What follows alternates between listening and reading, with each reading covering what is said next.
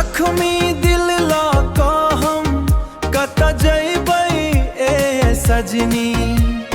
तोहर बिनाई जिंदगी लागे अधूरी कहानी। नोर झहरे दिन रात तोहर याद सताबै। अब केकरा अपनाबै। मजबूरी छल हमर छोड़ गेलौ तोरा। दिल तो आइयो धड़कै तोहरा किस्मत लिखलक दूर।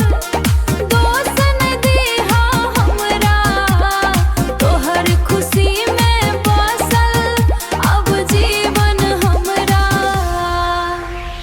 चांदनी राती में तोहर चेहरा नजरिया आबै।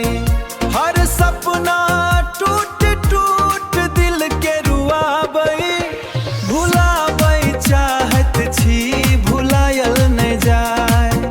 तोहर प्यार बिना अब सांसियो रुकी जाए।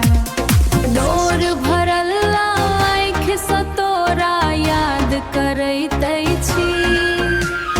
भीतर भीतर टूट क जिंदगी बीतबैत छी। अगर फेर भेंट होय मुस्की दऽ देब जरूर। मुदा नहि रहत गुरूर। जख्मी दिलक दर्द भगवान बुझथुन। टूटल प्रेम डोर फेर कखन जुड़त हुन। तोहर याद संग संग जिंदगी बिताएबो। जख्मी दिल लाका तोहर नाम गाएबो। जख्मी दिल लाका तोहर नाम गाएबो।